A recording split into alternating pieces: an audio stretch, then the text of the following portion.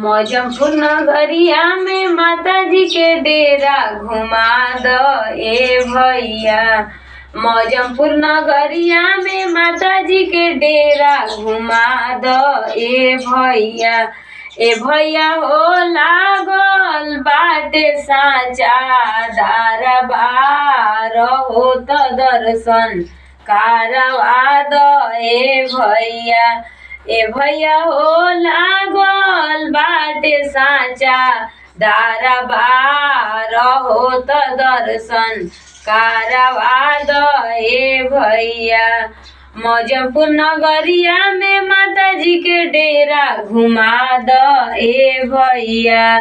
मौजमपुर नगरिया में माता जी के डेरा घुमा दो ए भैया। ए भैया हो लागल बाटे लाला हमार हो त दर्शन करवा दो ए भैया। ए भैया हो लागल बाटे सारा धामा रहो त दर्शन करवा दो ए भैया। मौजमपुर नगरिया में माता जी के डेरा घुमा दो ए भैया। मौजमपुर नगरिया में माता जी के डेरा घुमा दो ए भैया। ए भैया हो लागल बाटे साचा दरबार रहो त दर्शन करवा दो ए भैया। ए भैया हो लागल बाटे साचा दरबार हो त दर्शन करवा दो ए भैया। हम तो माता जी के मठियावा में वरदान मांगिला। हम तो माता जी के मठियावा में वरदान मांगिला। हम तो माता जी के मठियावा में वरदान मांगिला। अपना के मम्मी मांगिला, अपना के पापा मांगिला। अपना के मम्मी मांगिला, अपना के पापा मांगिला। हम तो अच्छा बुद्धि के भैया मांगिला। हम तो अच्छा बुद्धि के भैया मांगिला। हम तो अच्छा बुद्धि के बहिनिया मांगिला।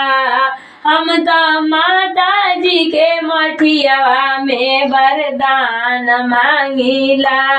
हम तो माता जी के मठियावा में वरदान मांगिला। अपना के चाचा मांगिला, अपना के चाची मांगिला। अपना के चाचा मांगिला, अपना के चाची मांगिला। हम तो अच्छा बुद्धि के भैया मांगिला। हम तो अच्छा बुद्धि के बहिनिया मांगिला। हम तो इहे वरदानवा बारंबार मांगिला। हम तो इहे वरदानवा बारंबार मांगिला। हम तो माता जी के मठियावा में वरदान मांगिला। हम तो माता जी के मठियावा में वरदान मांगिला।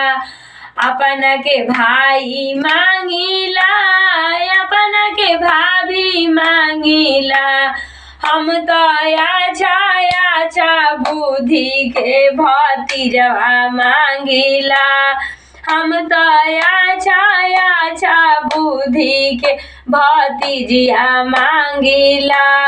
हम तो इहे वरदानवा बारंबार मांगिला।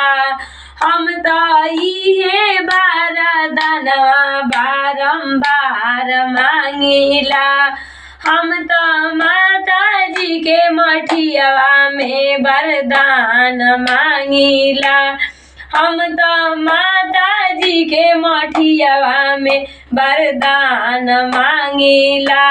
हम तो माता जी के मठियावा में वरदान मांगिला। हम तो माता जी के मठियावा में वरदान मांगिला।